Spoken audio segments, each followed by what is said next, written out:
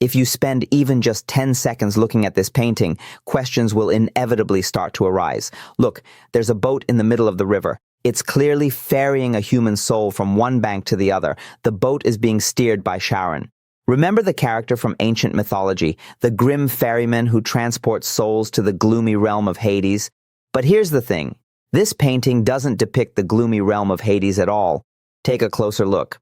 On one bank, there's something that looks far more like the Christian hell. A hell like the one described in Dante's poem, for instance. A fortified gate stands there, guarded by some horrific creature. And beyond the gate, a hellish city engulfed in flames. That's on one side. And what about the other? On the other side are paradisiacal groves. It even looks like there are angels depicted there. What's more, a strange structure appears in this garden of paradise, something that resembles a futuristic glass building. But unfortunately, the poor soul clearly has no hope of getting there. First of all, what is this strange glass structure? Why did the artist place it in paradise? And most importantly, how is it even possible to combine a pagan figure from Greek mythology with a Christian conception of the afterlife? If you're asking yourself these kinds of questions, congratulations, you've clicked on the right video. I'll now try to help you make sense of it all. If you haven't seen me before, my name is Alexey Pashkov. I'm a historian, art expert, and founder of the Art Lovers Club. This detailed lecture about the artist who painted this picture was recorded specifically for that club. If you're interested in the full version, you can check out the club via the link below. But not until you've watched what I'm about to tell you now.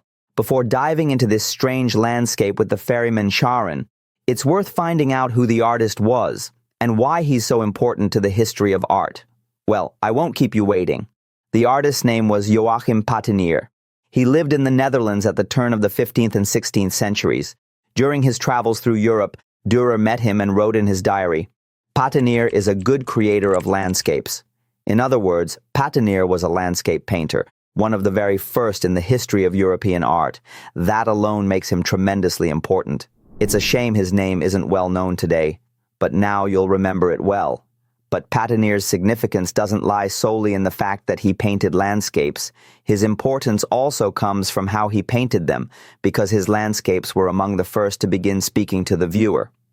Yes, that's possible too. A landscape, after all, isn't just a pretty picture. Quite often it can tell us something very important. But of course it speaks in a long-forgotten language, a language of symbols, allegories, and metaphors. In today's lecture, I want to teach you how to read that language, a skill available to only a few, and we'll explore it through another major painting by Patinir known as Landscape with Saint Jerome.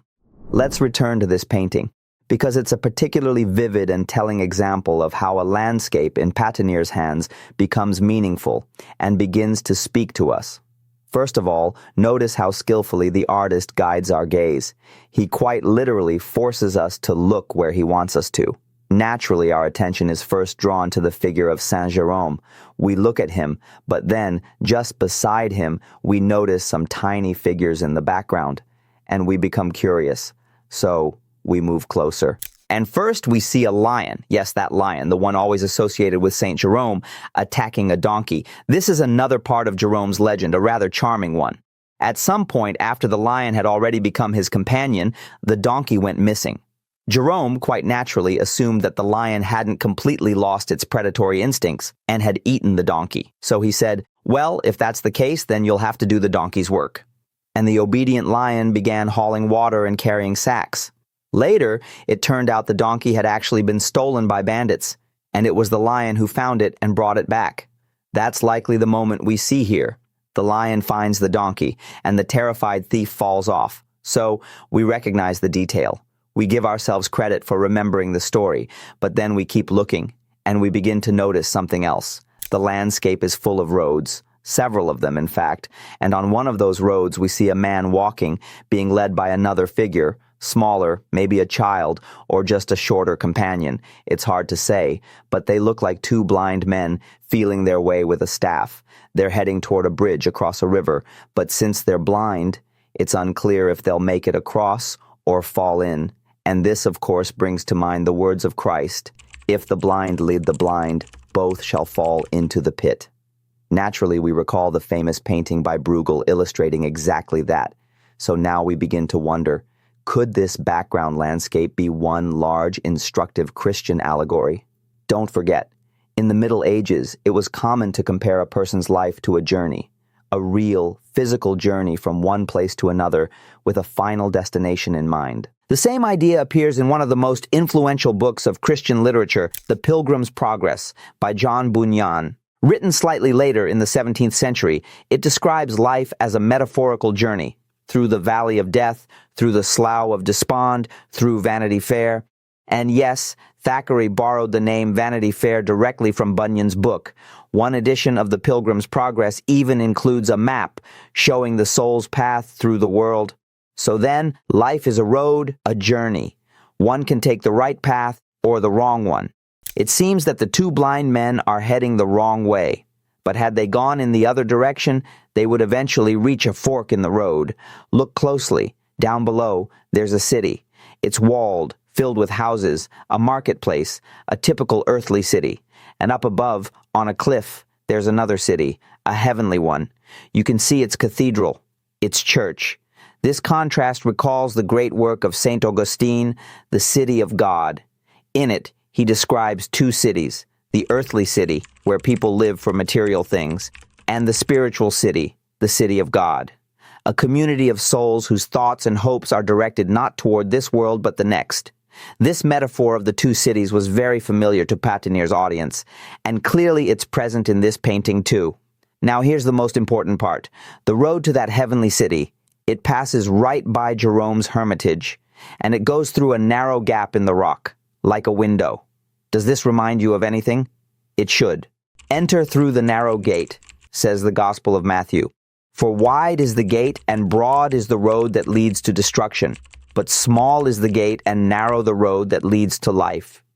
Another metaphor every medieval viewer would have recognized instantly. So yes, the entire painting tells us about the journey of life, a dangerous journey full of distractions and temptations, one that's difficult because it requires walking the narrow road and entering through the narrow gate. But if the traveler is persistent, he will reach the city of God. I'm convinced this reading is correct for two reasons. First, Patinir repeats the image of the narrow passage in other paintings. In the Baptism of Christ, for instance, the rocky cliffs contain another window-like gap. Second, this motif was taken up by Met de Blay, the artist we'll discuss next time. In his version of Saint Jerome, the cliff looks like Swiss cheese, full of narrow openings. In one of them, you can even make out a human figure, a traveler who has nearly reached the top. He stands before the narrow gate, gazing up toward the sky, and in the sky, God is visible. He's almost there. He's nearly reached his goal. As you can see, for Northern artists, a landscape was never just a landscape, and since Dutch Golden Age painting grew out of these early works, I believe we'd be right to look for hidden meanings in later paintings too. No guarantee we'll find them, but it's worth looking. That, however, lies ahead. In the next lecture, as I mentioned, we'll talk about Met de Blay, an artist who took the art of allegory to a whole new level. Believe me, it'll be fascinating. So I'll see you in the next lecture, and I'm truly glad you stayed with me until the end of this excerpt. Now, Joachim Patinir has found his place in your spiritual treasury. Wouldn't you agree that learning about this artist and his visionary approach to landscape was truly worth it? If you'd like to watch the full lecture on Patinir and discover other artists who laid the foundations of Dutch art, remember, there's a link in the video description to the Art Lovers Club where you'll find this lecture and many more. I'll be waiting for you inside.